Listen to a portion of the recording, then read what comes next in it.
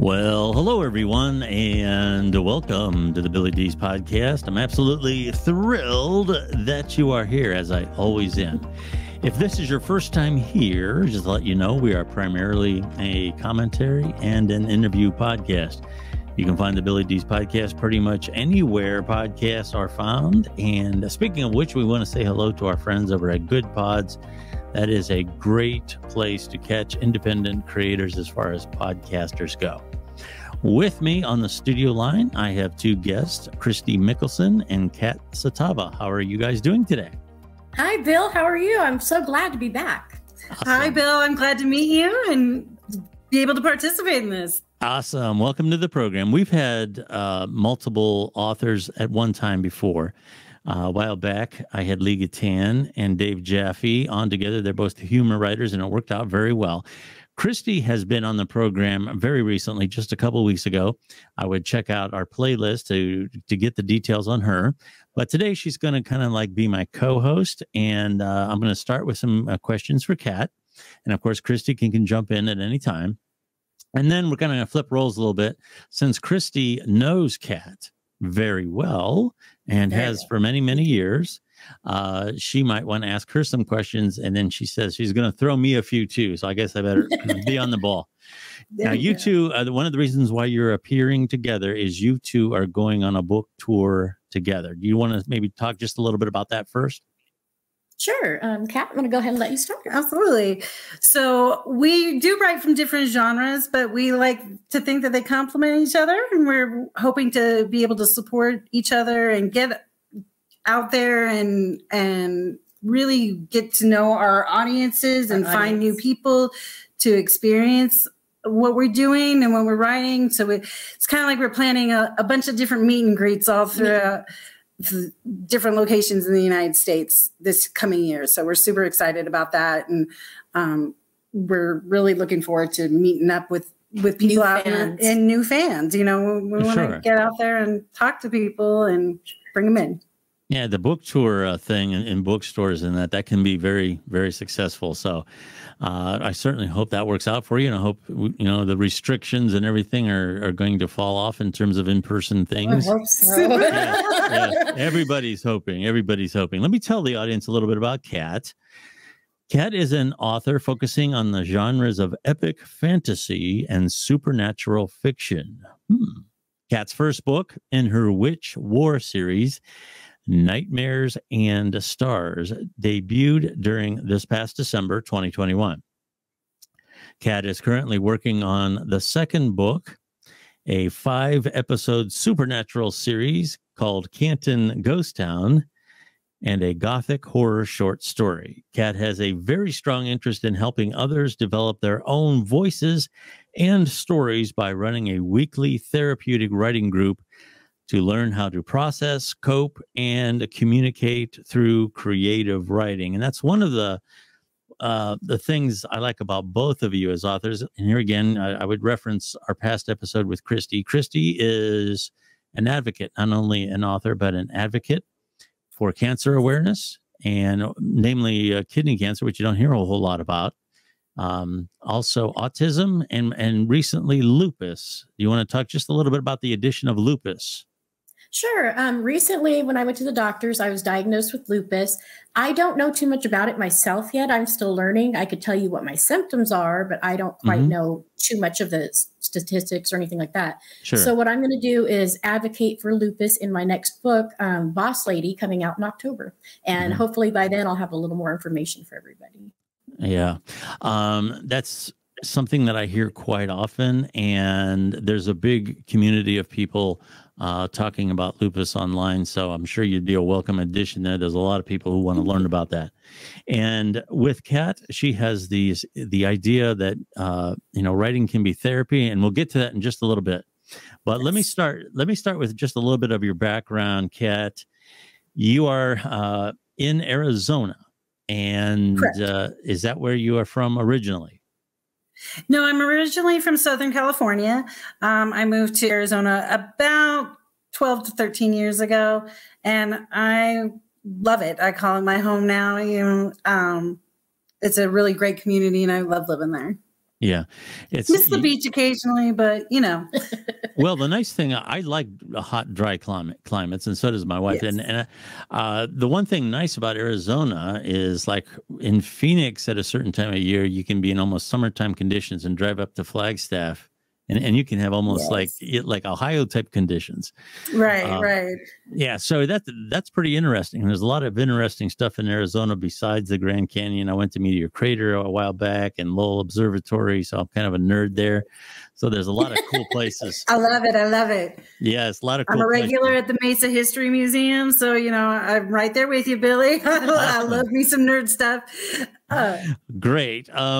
You have been writing stories of monsters, witches, and shapeshifters since high school. What part has sparked interest in those things?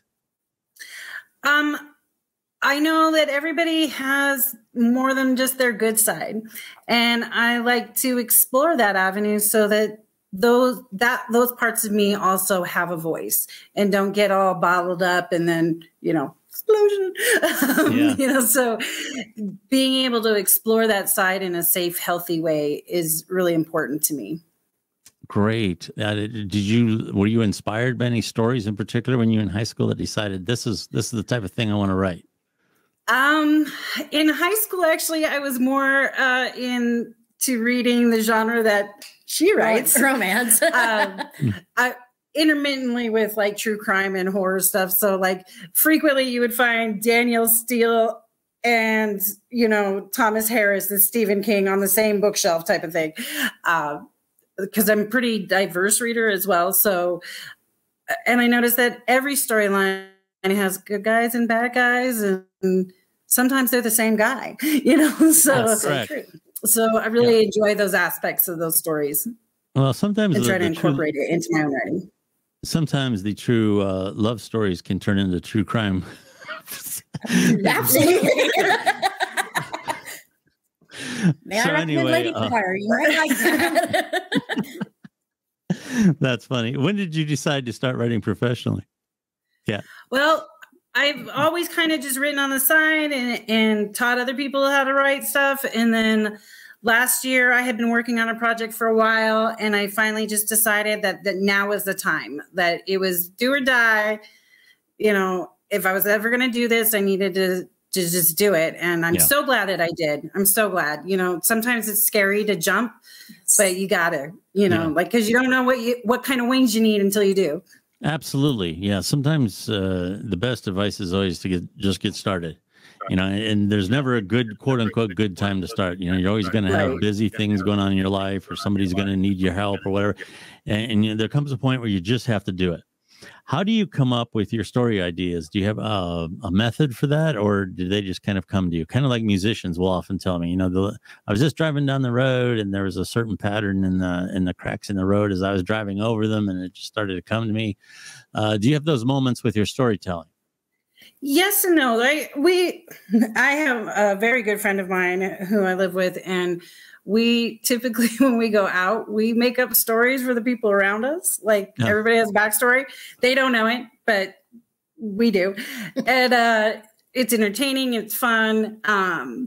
But everything can be inspiration. You know, I try to really look at my day-to-day life, and those scenes will just kind of come to you, and then you flesh them out and say, okay, well, why did that person say that thing in my head at that time, you know? And characters just kind of go from there. Yeah, characters really kind of are like, hello, I have a story to tell, and you're going to tell it. You know?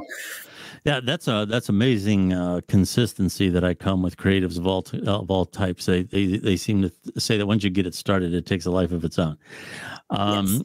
When you are writing in an emotionally charged scene, or one with a lot of drama in it and so forth, I know method actors will often, let's say, put themselves in a state of distress to convey that.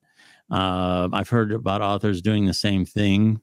Other writers have told me it's just easier to write than put yourself through hell.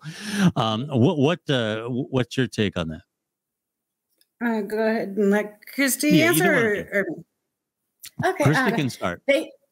Basically, if it's something that I've actually been through, then I just stop and I think about it. Like back in Christmas to Remember, my dad had cancer, and that was a very emotional time for me. So I just thought about those processes in my head. But if it's a fight scene between me and a character, I will sit in my room behind my computer and I will fight with myself. I'll be like, darn you, you know, and people will be like, what is going on back there? Right.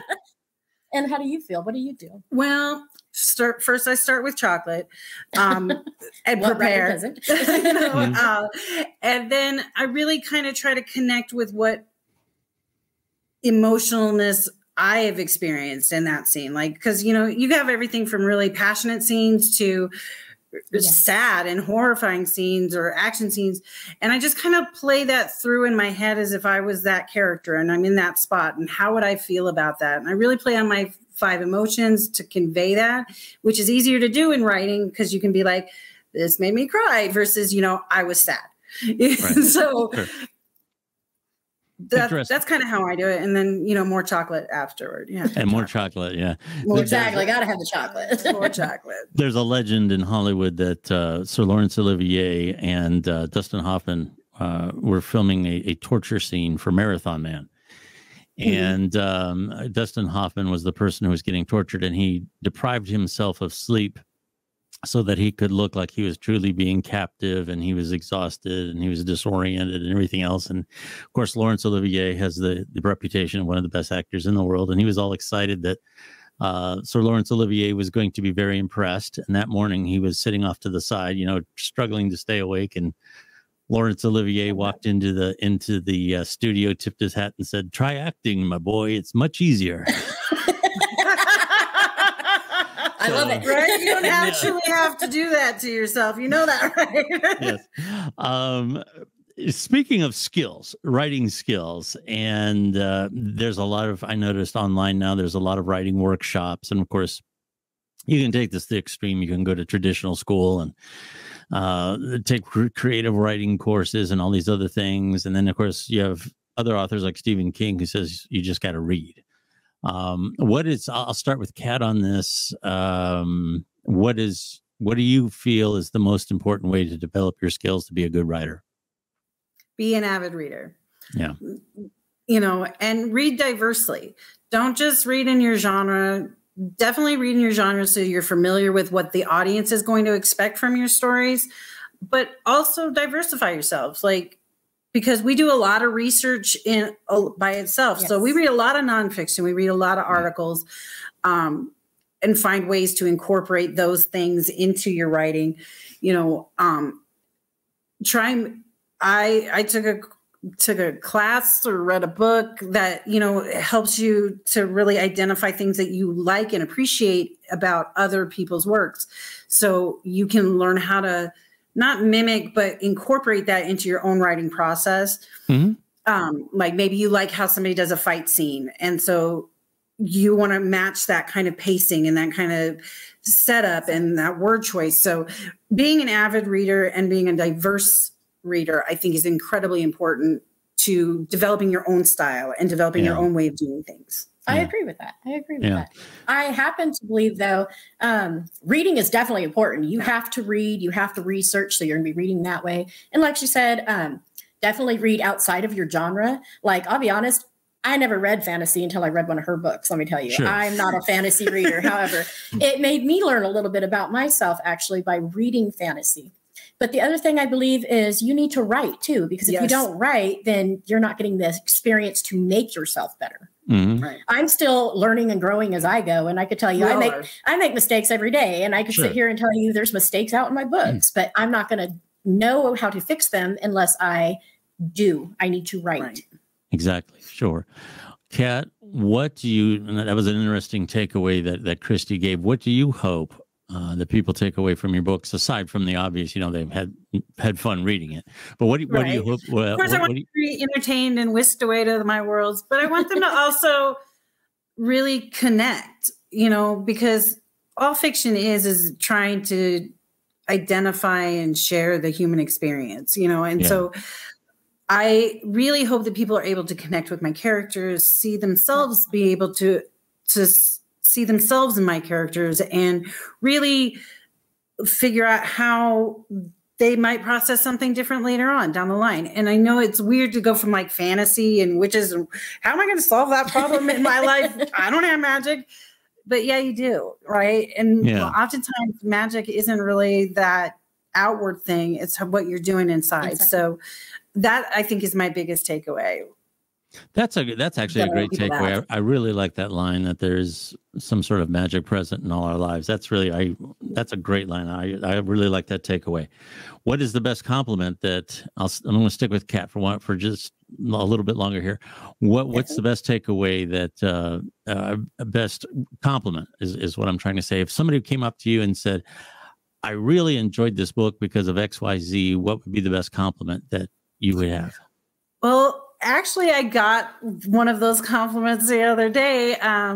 Someone had read my book and I ran into them, and I didn't expect them to read it. I was kind of like, oh, they'll buy it because, you know, they know me and they'll whatnot. They'll support you. They'll support me, you know, type of thing.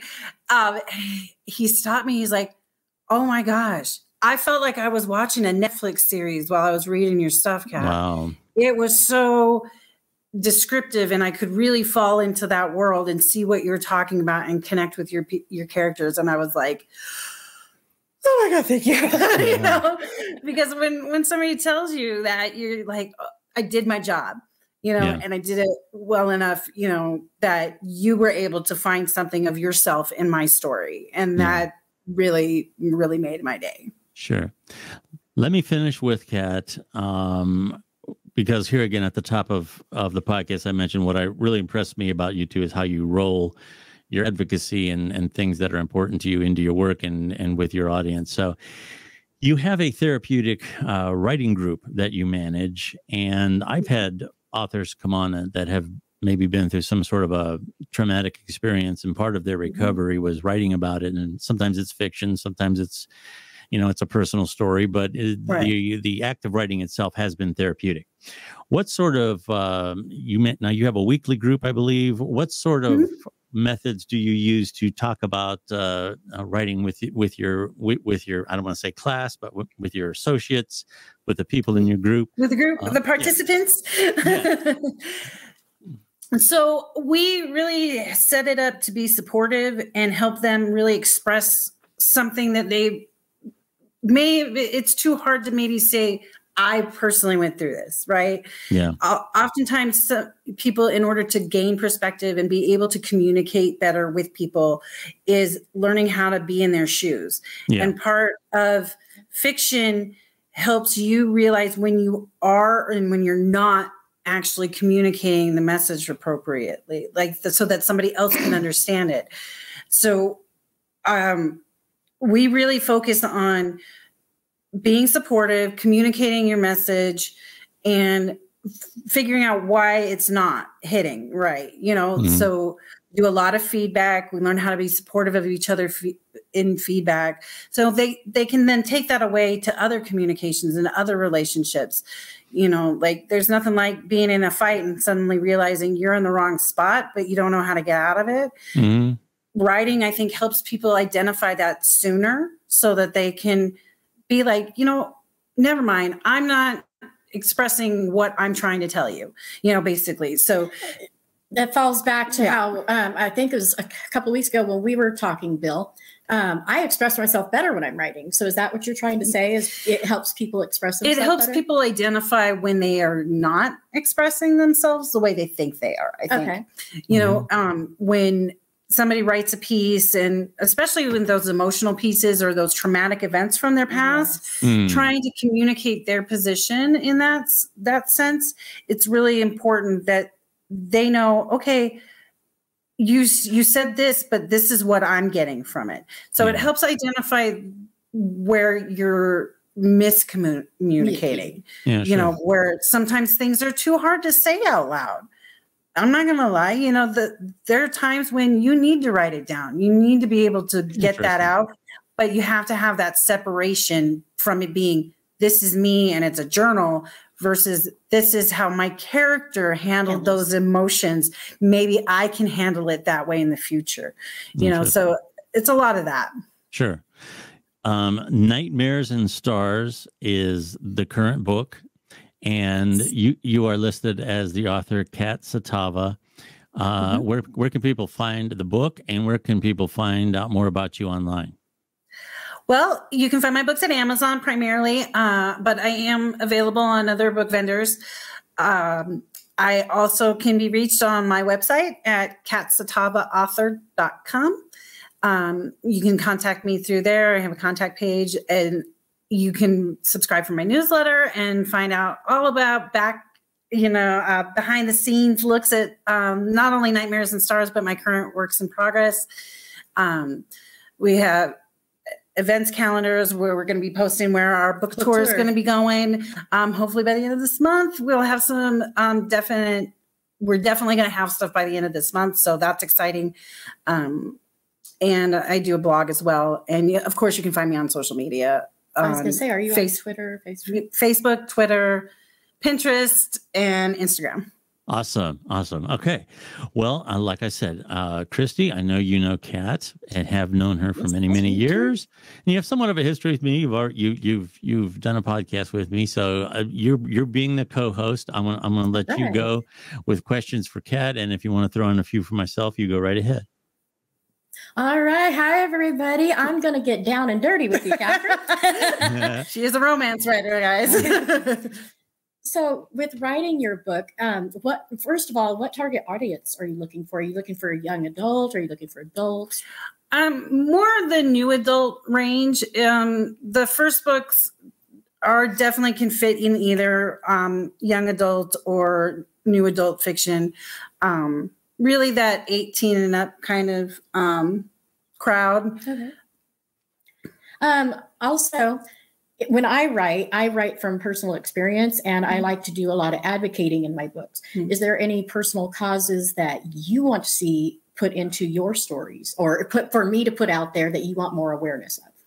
I'm really big about cultural diversity, and I want people to see that just because it's not your culture that you grew up with and you understand and know, that doesn't mean it's not good or okay or right or whatever.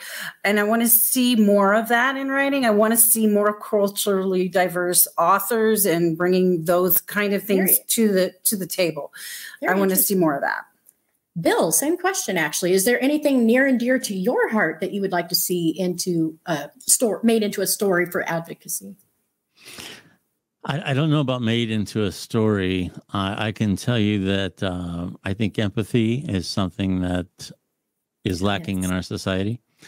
So, if anything, if any type of story, any type of message can get that across, being from Ohio, I can tell you that the opioid epidemic here in Ohio has been, very bad, and the stigma around that, the idea that everybody kind of made that choice, that they partied themselves into addiction. I'm sure that in a country of 300 and some odd million people that happens, but that's not the path of addiction here in Ohio. Of course, there was the issue with prescription drugs there for a while. With opiates in particular, you have the issue of up to 80% of people who are fighting addiction with that have had some sort of child abuse, and that includes, sexual abuse. Mm-hmm. With addiction across the board, there's what we call co-occurring conditions, where often mental health is part of it. So you have, you have children who have been indoctrinated into some sort of a bad lifestyle by their parents. They have trauma associated with home, and they may have depression and other things that they're trying to self-medicate. And the quote unquote drug addict, of course, is a derogatory term. At least it is in my circles. But the stereotype of the way that a quote unquote drug addict is portrayed in movies, where he's got long hair, he's running around robbing things, he's shooting at police. That type of person is not what an addict looks like. Exactly. And if you want to know what an addict looks like, next time you're anywhere, any type of social situation, just look around. Statistically, somebody in that group is fighting some sort of an addiction. And it starts as simple as, you know what? I'm not feeling so good today. I'm kind of down, but that pill that I have left over from the emergency room makes me feel a lot better. I think I'll go take it. That's how it starts. It starts very innocently.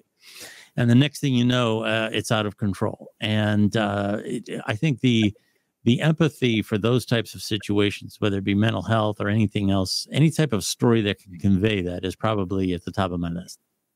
All right. Thank you. Those are actually wonderful points because as a patient that has suffered from fibromyalgia and from currently lupus, I have been prescribed opioids and everything. And I don't even know if I pronounced that right. But sometimes I'll sit here and say, gosh, I don't feel good. You know, I could just go get one of those T4s back there and I'd be good. But then I have to stop myself because I don't want to be addicted. I have 2 autistic kids. I don't need to do that. So that's very good points. I think I'm going to research that a little more. Thank you, Bill. Oh, thank you. That was a good question. You know, Arizona, we have a really horrible addiction issue, and opioids are very prevalent in our area. And you're absolutely right. And most of the context that we have for it, because I do work in the mental health system, is those people that I see having that issue, oftentimes it's because we have an elderly population and a mature population that really, really struggles with this because they're, prescribed something by their general practitioner to help with their pain. And then next thing you know, you don't get a fentanyl lollipop because from the street corner, that comes from your doctor. And people not knowing that these things happen. I have a family member that was in a car accident and hurt their knee. And after post-surgery, they had him on these really high painkillers, fentanyl being one of them. And then all of a sudden it's like, oh, okay, you can't have that anymore. But you haven't been addressing that pain, learning how to cope with that pain, learning what things alternatively to those medications is going to help you with that pain. So the next thing you know, you have somebody who's out there 54 years old trying to track down heroin and backyard fentanyl to deal with the pain that they didn't learn how to deal with or fix. It's a lot of numbing. I think that society right now is really numbing a lot of the pain and trauma, anxieties, and because it's so much easier when you see that commercial that says, oh, you take this pill, you won't hurt anymore. You won't be sad anymore. You can interact with your family. Everybody thinks that that's how that works. And it doesn't, and they don't realize necessarily that they're being marketed to versus being like, this is truly a solution that can help you. And it's difficult because there are people out there who are struggling with pain management, and we don't want to make it any more difficult for them. But by the same token, an easy fix in terms of marketing is something that has very much been a component of that here in Ohio. Yes. The only other thing I would say in terms of stigma is a lot of people don't come forward for help because, number one, they're afraid that they're going to be judged. So we want to make sure that we don't do that to people. I can't speak for all employers. I can't do that, but I can tell you as a general rule, the way the climate is right now, if you would go to an employer and say, hey, look, I got a little bit of a problem here, but I've checked in to this place here. I'm getting treatment, and I just want to bring you up to date that I do have it under control. I'm in treatment, and I'll keep you up to date on my recovery. There's probably not too many employers that are going to throw you out for saying that. I mean, I can't guarantee it, but there's very few. By contrast, if you wait until you fail a drug test or you get arrested by the police, you're going to be a completely different situation. So absolutely come forward. There's more help out there now than there ever has been. And we're working to make sure that people are considering this more carefully than just being judgmental about it. Right. 100%. Nobody's here to judge. Nobody's here to judge. I just want to bring personal awareness to certain things because it's happened in my life. As you know, my dad died of cancer. My kids are autistic. And there's a lot of things that people don't understand about the causes out there, you know, the things that are out there that are important to other people. My personal mission as an author, I want to give you a good story. I want to give you a good romance when I can, but I want people to be aware that there is help out there. Yeah. There is things that you can do to help yourself in any situation, whether it be drugs, alcohol, suicide, mental health. There is help out there. So great points, both of you. Really great points. I'm going to push it back to Kat one second here. Sure. Bill. Go ahead. Kat, we are actually going on book tour really soon, everybody. Woohoo! Starting in March, we're going in book tour, starting here in Amarillo. I want to know, like, I know what I want to bring out of this tour. I personally want to gain new readers, new friends, new fans. What are you hoping to gain out of this book tour as a debut author? Letting people know I wrote some books. You know, like I want to meet new people, learn from new experiences in different parts of the country, you know, and hopefully one day maybe the world. I'm really excited to have those experiences, have those conversations, find out what people are taking away from my books or introduce them to it to begin with. Like you know, there's thousands of new authors every day, you know, and so I want to be out there in the community, seeing people being like, look, this has got my blood, sweat, and tears in it. And now I wanted to have your love in it, you know, so hopefully we can connect through what I write and then get to know you better because, you know, as new authors, we got a lot of room to meet people. All right, kind of back into the author world. And then I'm going to flip over to Bill for a minute. So on this one is for you.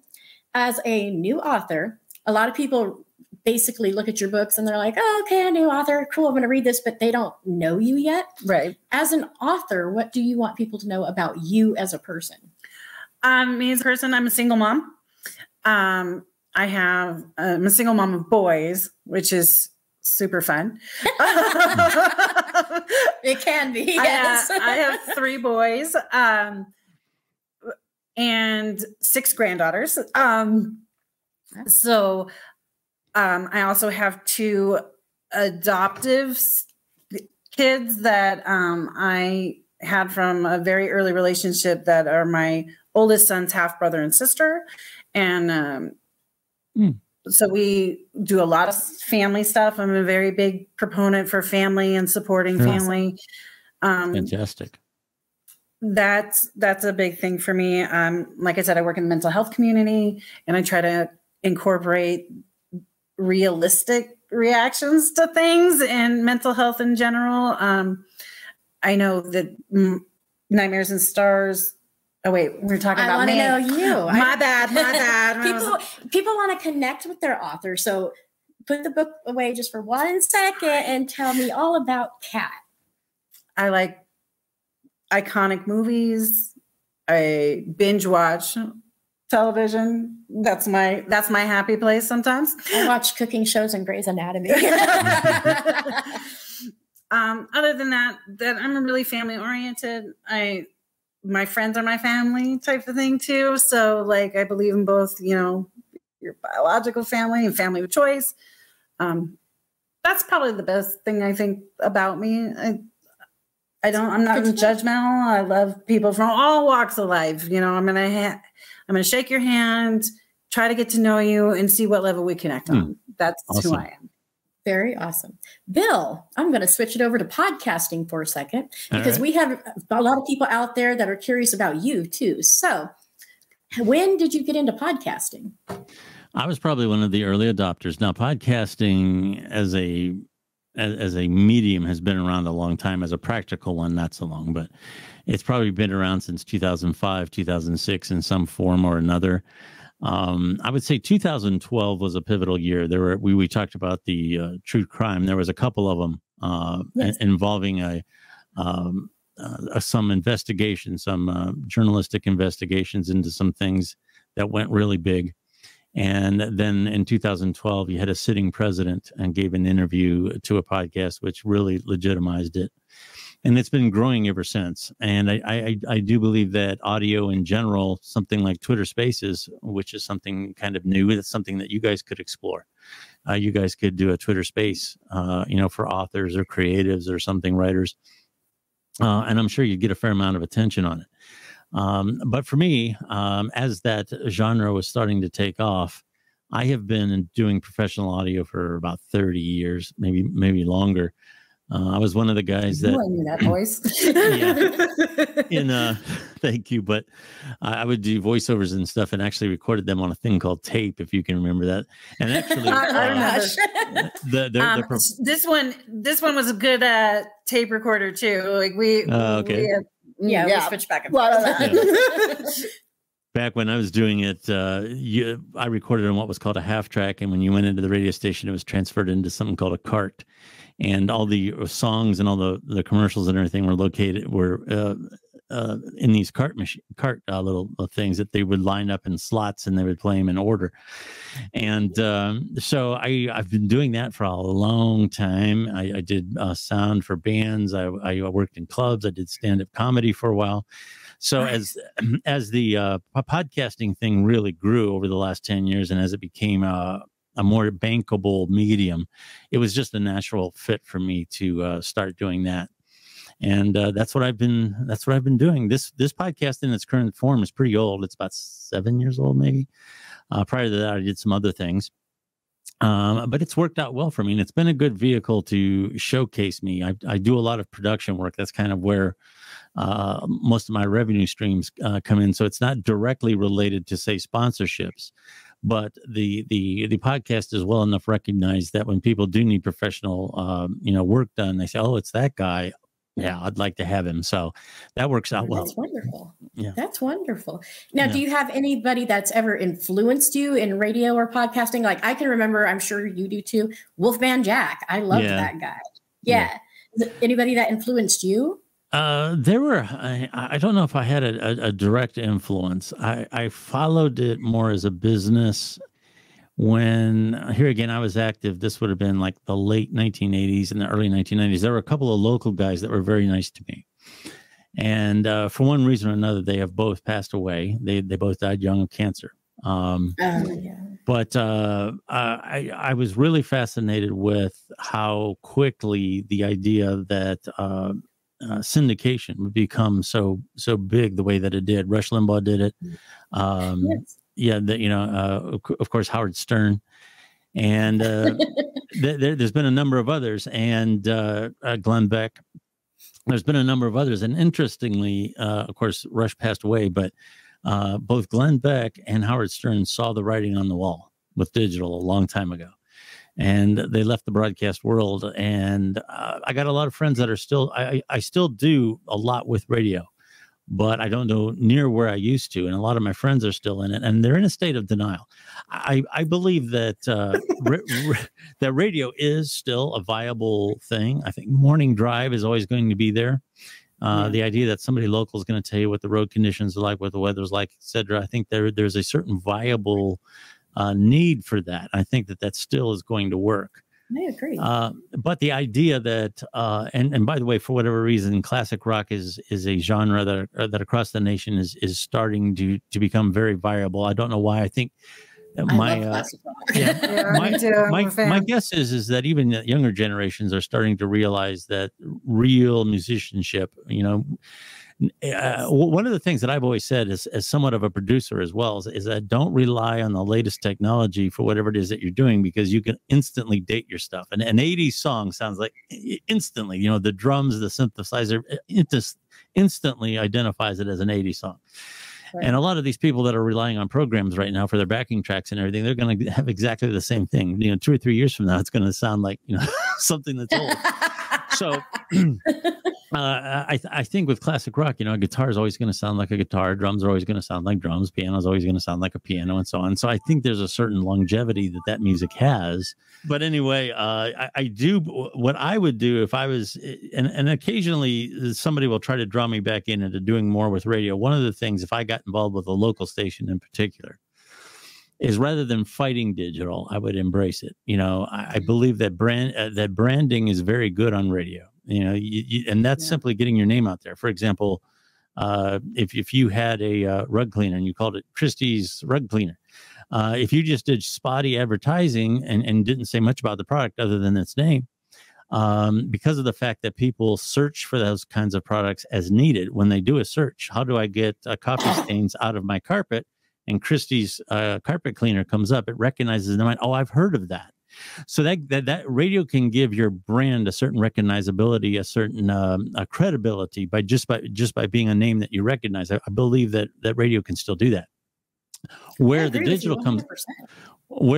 comes in is where the details are. So if I got picked up by a local radio station again, what can we do about sales? I would be saying, I want to offer my clients a whole package.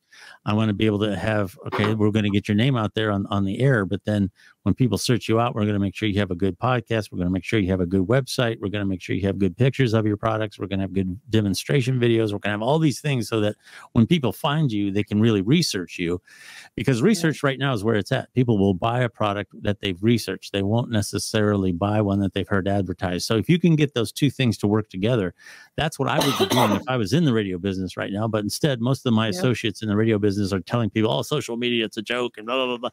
And it's not fair to them to say those kind of things. Yeah, I agree with you 100%. It's funny that you say that. I believe social media is a huge part of your branding, and so is Audible, voice, everything. What do you, I'm going to pull this back to Kat for 1 second. Sure. In being a new author, you have to brand yourself. What are you doing to brand yourself? Branding is one of those hard things for writers, I think, because we think first about the writing, and then you're like, wait a minute, I got to do all this other stuff that I'm not used to. And really familiarizing yourself with where your audience is going to find you. Like, we're not reinventing the wheel. We're writing stories that fit into specific audience groups, and so really reaching out to where those people would be found. Like, I don't have as big a following on Twitter as Kristy does, and I'm getting to know Twitter because I've never used it before becoming an author. I think doing things like this are really important to really help. People want to get to know the people that are delivering them those products. They want to see them. They want to hear them. It's not like where you could be an author back in the day and just go to hang out at a few launch parties and with your agent. It's not like that anymore, because the world is now super open, but we can't be everywhere at once. This gives you the opportunity to, maybe if you can't make it to our mini book tour, you can check out our podcast. Maybe, we can do some live things that are book signings where people send us their books, or we buy books and sign them and then send them to you. Like, so really that digital connection with social media, you are making friends, not just fans, because they know more. They don't have to wait for your biography to come out. They get to see you in all your glory, and realize that, oh, wait a minute, you're just like me. Yep. Interesting. Now point. I'm going to flip back to Bill one more time. I'm going to kind of flip back and forth for a couple more questions. Sure. Bill, how did you find people to listen to? Like, do you have to advertise? Like, what happens in a podcaster's world to get new listeners? Well, it's very similar. Because I want to know. It's actually very similar. I mean, as far as branding goes, I made a decision a while back that I was the brand. I flirted with the idea, for example, of having an interview podcast, then a commentary podcast, then a this and that podcast. But why should I have my audience looking for me all the time? As long as I'm the one that's doing the podcast, then it's the Billy Dees podcast. So you're the brand, not the interview. And there's not anything wrong with that. I mean, that's Joe Rogan is Joe Rogan. So absolutely. And for me, I believe my commentary has a certain amount of objectivity to it. I try to take the audience in a place that they may not expect. I try to choose authors like yourselves who are going to care about the audience. They're not going to do an infomercial. Each episode has an intrinsic value unto itself, and that's all part of my brand.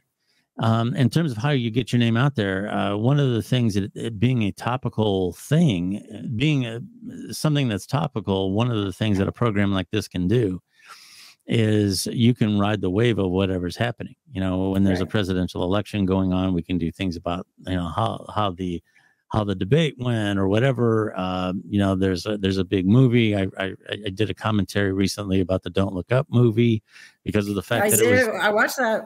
Okay, and you know, there was the people were trending about that. Some people hated it, some people loved it, and so you just hop in at the right moment. I would strongly recommend doing research at any given time to know what's trending. And if you use the right hashtags and you get your content out there at the right time for the right thing, you can certainly do a good job of marketing yourself. The other thing is advertising is sometimes considered a dirty word when it comes to content creators, because they feel that it's not the same thing. There's nothing wrong with pushing your product out there in front of people who are going to be interested in it. There's absolutely nothing wrong with it. And money is time, right? So the amount of time that it takes you to do all the social media and all the manual things, if you can just pay another entity to do it for you, then you can concentrate on your content. Advertising is not buying followers. That's not what it is. Right. You know, giving your content a boost and getting it out in front of people who may want to listen to it. You know, and you don't necessarily have to spend a whole lot of money. A lot of times, just a little shot in the arm to some of my episodes will give them life of their own, and then they start to take off. Sometimes it's just a matter of priming the pump, and I don't have I will do that with my episodes every once in a while. So, yeah, so that's kind of how I market myself. It's just a matter of staying on top of current issues. I would also, you know, advocate for getting involved in with people online who are going to help you. And I mean by that, I don't mean that you ask them to do help, but you do it mutually. I get direct messages. Yeah, I get messages every once in a while. I did a little thing about retweeting not too long ago. I've gotten a string of messages from other podcasters who want me to retweet their stuff, and they also want me to tweet, you know, an endorsement like, please follow this new podcaster and all this other stuff. And my answer is, well, first of all, I don't ask my followers to do anything. I don't think you should ask your followers to do anything. It's not a good tactic. That's my opinion. And the second thing is I'm a really good, you know, mutual co-promoter. So if you retweet my stuff, really are. You know, I'll do the same for you. And it's like, okay, well, forget it then. I'd have been better off. Yeah, I'd have been better off. I'll do it for $100. You know, there's this idea that you're going to give up a piece of your soul by retweeting somebody else. It's absolutely ridiculous. No. The more people that you have you have authors, you have musicians, you have podcasters, you have vloggers, you have all these other people. The more people are retweeting that, I get your stuff out in front of everybody, and it gets people exposed to something that they may not try ordinarily. So it's a good thing. Yep. See, and I agree with you. Like back when we did our podcast a couple of weeks ago, we would retweet each other, and good Lord, I had in 1 week over 200 new followers. I didn't ask them to follow me. They were just like, oh, and all of a sudden I'm retweeting for them and they're retweeting for me. So absolutely. For me personally, I like to have followers, but not really followers. I want them to be friends. I want to connect. You help me, I'll help you. Teamwork makes the dream work.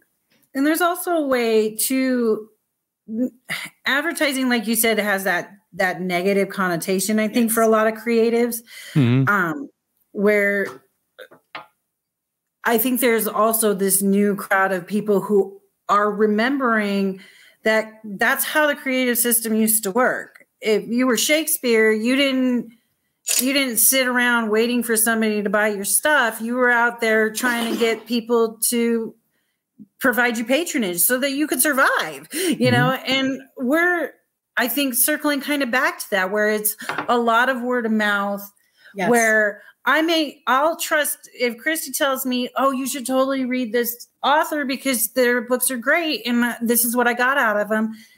You can't do that if you're not connecting. Like, we live in completely different states. This is the first time I've seen her face to face in 12 years. In over 12 years. Wow. And so it's great. And we've known each other since we were in 6th grade, you know? So without the internet, without branding, without coming together to support each other, we wouldn't have the time to do that. Right. You know, on my website, if you are a member, I have a whole page that is just my unknowing mentors is what I call them. Okay. And they're people that put their stuff out there on YouTube, put their stuff out there on their websites, are willing to share that part of the experience. And I think without social media and without branding, without marketing, you wouldn't have that. Yeah. Like I picked up all of their books because I saw what they were doing and I want to be like, okay, so if that's what you're doing to help promote yourself and I want to be there at this time in my life, I need to be able to see other people doing it. And I think social media and marketing helps you do that. Mm-hmm. It helps you connect with people differently than straight advertising has done in the past. Yes. Good Great point. answers, you guys. I'm pretty much out of questions at this moment in time. So if anybody has anything. No, I first of all, awesome. You did Gotta love you, Bill. You did a fantastic job. And like I said, I would follow up with, Kristy, since you are such a good host, you might want to consider doing a Twitter space. That might be. I thought about it, but I need to get more information. I don't know how to run them or anything. Maybe you and I can talk one day. Absolutely. Sure. Yep. I mean, and I can, I'll keep you up to date on that. I think that would be a great thing for you to do. Thank you. Yes, absolutely. Okay. I want to summarize here and let everybody know about the both of you. Talking to Kristy Mickelsen, and you say that very similar to Nicholson, except it's with an M. It's Mickelsen. Yes, and I'm spelling that. Yeah, I'm spelling that so that when people search for you as an author, they can find you correctly. It's Kristy Mickelsen. A Christmas to Remember and a number of other books are your titles. And then we have Kat Satava, and that's Kat with a K. And her book, the exact book of that is Nightmares and Stars. And those are the two books. You're both on social media. And yes, and we will have links down below on the YouTube version of this. And so that people can find you. And I will in the standard audio versions, I can't clutter them up with too many links, but I will put in, let's say, your screen name on Twitter or something like that so people can find you. Thank you both very much. I'm very impressed with the fact that you guys tie in your creativity to causes that are worthwhile. You know, that's a great combination, and you're going to have to keep us posted. And you know what? When you guys go do your book tour, you're going to have to do some vlogging. You're going to have to do some videos and stuff. Absolutely. Definitely. We were just talking about that. We're actually going to form a Facebook page that people can follow, and they can watch our pictures and follow our travels all the way through and just hopefully have fun with us. I really want to have fun on the tour. I'm still a fairly new author. I've only been doing this since 2018. I make mistakes, the whole nine, but I want people to have fun and connect with us. I really want them just to connect. I mean, we're pretty cool people. She's funny. I'm funny. I'm funny. There you go. But we really like to get out there and meet you guys. Yes, absolutely. And if you come to Ohio, be sure to let me know. My wife is always looking for a reason to go to a bookstore. So we were talking about Ohio. We were talking about Ohio. We're trying to figure out how to maybe slot it in later this year or next year. Okay, that's fine. Maybe you could get with us and kind of tell us like what areas. I know you've talked about it with me before, and I can't seem to find that email. So if you can kind of tell me again what areas would be good. Oh, yeah, we can definitely work on all that. And the Twitter Spaces, I really feel will be good for you guys. So, well, thank you both very much for coming on the podcast. I really appreciate it. My name is Billy Dees. You can find me on Twitter, real easy to find, at Billy Dees. And on my Twitter account, there's a link to most of the places that you can find me online. You can find the Billy Dees podcast pretty much anywhere podcasts are found, including, it's Apple Podcasts now, formerly iTunes, and Spotify, iHeartRadio, on down the line. You can find the podcast pretty much anywhere. All the major platforms carry us. Thank you very much, Kristy and Kat, and thank you to the audience for listening. Thank you. And we'll be back again next week. Thank you very much.